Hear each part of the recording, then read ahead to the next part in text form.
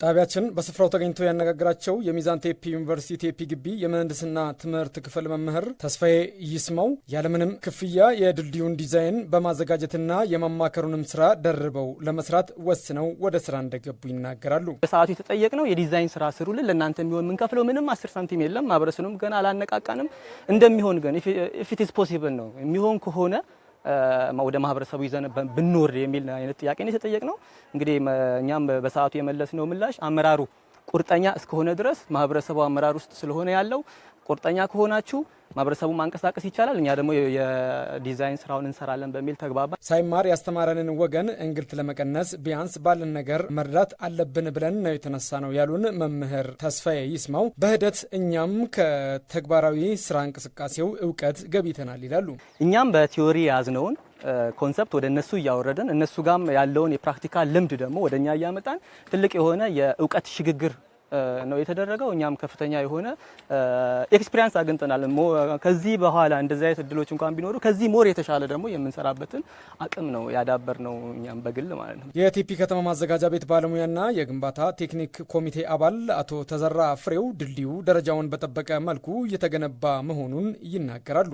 6 የሆነ ስፓን ያለው ድልድይ ነው እየሰራን ያለ ነውና በሁለቱም በኩል ኢሌትና አውትሌት ያላቸው የዊንግ የግንባታ ስራዎች እንደምታዩት ጥራታቸውና ደረጃቸውን በጠበቁ ሁኔታ እንዲሰሩ ዲዛይን በተደረገላቸው መጠን ነው እየተሰሩ ያሉና በተደጋጋሚ ጨረታ ወጥቶ በኮንትራክተር ይሰራል ቢባልም መሳካት ባለመቻሉ ህብረተሰቡ ላይ እንግልት ሲደርስ እንደነበር ያስታወሱት አቶ ተዘራ አሁን ላይ ስራው በወጣት ምሁራንና ነጻ ተሳትፎ እየተገነባ መሆኑን ነግረውናል። ከዞን አስተዳደሩ በዞኑ ስር ያሉት 3 ወረዳዎችን አካቶ የኪ ወረዳ፣ አንድራቻ ወረዳና ማሻ ወረዳን በማስተባበር እነሱም የድርሻቸውን እንዲወጡ እዚህ መተው እንዲሰበሰቡና እንዲነጋገሩ አደረገ። እነዛም የራሳቸውን መዋጮ እንዲሰጡን ተደርጎ አጠቃላይ ዞኑ 1 ሚሊዮን ብር ሰጠን፣ ከተማ አስተዳደሩ 1 ሚሊዮን፣ ሌሎች አንድራቻ ወረዳ እንደዚሁ ማሻ ወረዳ እንደዚሁ ረድቶን በ3.8 ካፒታል ይሄ ፕሮጀክት ተጀመረ። እንደምታዩት የቴፒ ከተማ አስተዳደር ከንቲባ ጽሕፈት ቤት ኃላፊ አቶ አብዱልከሪም ሱሌማን ወጣቶች እውቀት፣ ጉልበትና ጊዜያቸውን ሰጥተው እየመራ ነው ያለነው የድልድይ ግንባታ በህብረተሰብ ተሳትፎ የሚሰራ ቢሆንም የመንግስት የፋይናንስ አሰራርን ተከትሎ እየተፈጸመ መሆኑን ተናግረዋል።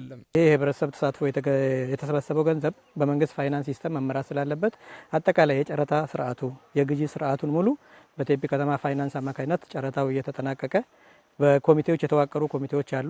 ወደዚህ በፋይናንስ ሲስተም ግዢ ይፈጸምና በኮሚቴ እየተመራ ነው ይሄ ስራ እዚህ የደረሰውና የሰላም በር ቀበሌ ነዋሪዎችን ከቴፒ ከተማ የሚያገናኘው የጉጂ ወንዝ ድልድይ በከተማ ደረጃ ለተጀመረው ልማት እጅጉን አጋዥ መሆኑን ነው የከተማው ከንቲባ አቶ ወንድሙ ግርማ የሚናገሩት። አንደኛው ይሄ ድልድይ ቅድም እንዳልኩ 2 ቀበሌዎችን ያዋስናል። አዲስ ብርሃን ቀበሌና ሰላም ቀበሌ ቴፒ ከተማ። አንዱ ፈራሚ የሰላም ቀበሌ አንድ ማህበረሰብ አካል ነው። ሁለተኛው ደግሞ ከጎጂ ፈራሚ ነው። ሶስተኛው ደግሞ ከኛ ከተማ አስተዳደር 3 ሰው ፈራሚ ይደረጋል ማለት ነው። ስለዚህ እነኚህ ፈራሚዎችን ስናደርግ መነሻው ምንድነው? እኛ እምነት የጣል ነው። አንደኛ እነኚህ ልጆች እውቀት ስላላቸው እውቀቱን ኦሬዲ መሬት ላይ ያወርዱላል የሚል ግምት ነበር ያዝነው። ልጆቹ እውቀት ስላሉ መምህራን ናቸው፣ የዩኒቨርሲቲ መምህራን ናቸው፣ የኛ ልጆች ናቸው።